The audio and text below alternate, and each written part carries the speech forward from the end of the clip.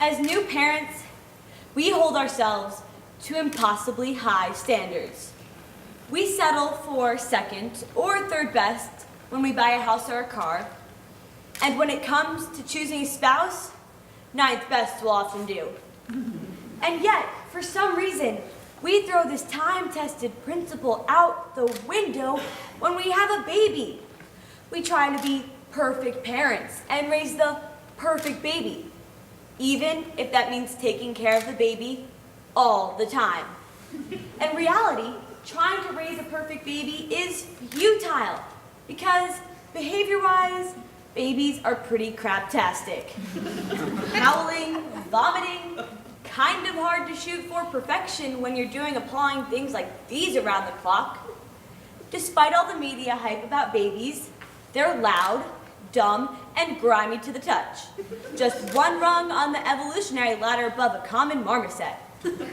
I'm speaking from my experience not only as a parent, but as a pediatrician. But while raising a perfect baby is impossible, raising a good enough baby is surprisingly easy.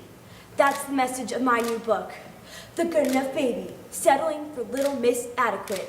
Let's begin with what I call the Good Enough Baby checklist. 1, is my baby clean enough?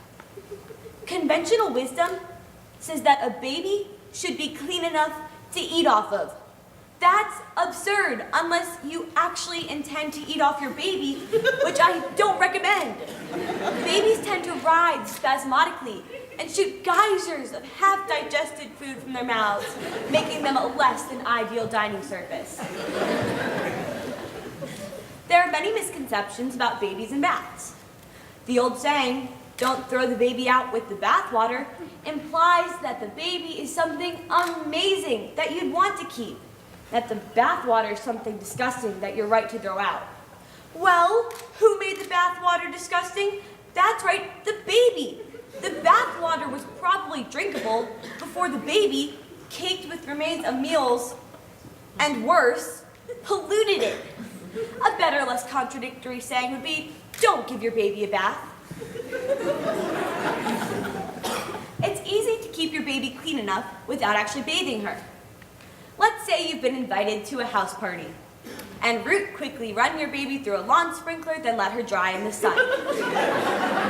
When you get to the party, if people recoil as if they just walked past a chicken processing plant, run her through a sprinkler again. Fortunately, keeping your baby clean enough is not very time-consuming because as a new parent, you will find yourself invited to very few parties. 2, is my baby well fed enough? There's an old wives' tale that says babies cry when they're hungry. Some parenting books by this whopper hook, line, and sinker, suggesting that a baby be fed on demand. This is hardly a good way to prepare your baby for the real world, where the only things on demand are cable movies. There are plenty of other reasons your baby cries besides hunger. She might be sad about something that happened to her recently, like that nasty business with the sprinkler. Even more likely, she's trying to tell you something. For example, that she is tired of seeing you so much. This might be your cue to have dinner out or catch a basketball game. 3, is my baby stimulated enough? Over the past few decades, early development experts have stressed the importance of so-called enrichment activities. Reading to babies, singing to them, even speaking to them. We are now finding that these activities, in addition to being excruciating for the parent, may actually be harmful to the baby, lengthening her attention span to the point where she will be unable to enjoy most popular entertainment.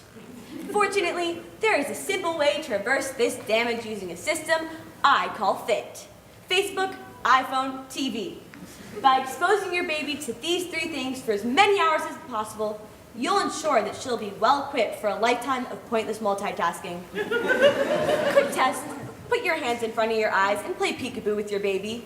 If she ignores you and picks up your phone, reward her with her favorite app. And that's the Good Enough Baby checklist. Actually, there are 7 more items on the list, but let's not be slave drivers about this. One final caveat. Some people may be under the impression that I wrote The Good Enough Baby in order to provide a shortcut for people who don't take the job of parenting seriously. Nothing could be further from my intention. As a pediatrician, I always remind parents, when you have the baby, you are bringing a human being into this world, and you are responsible for that human being for the next 5 or 6 years.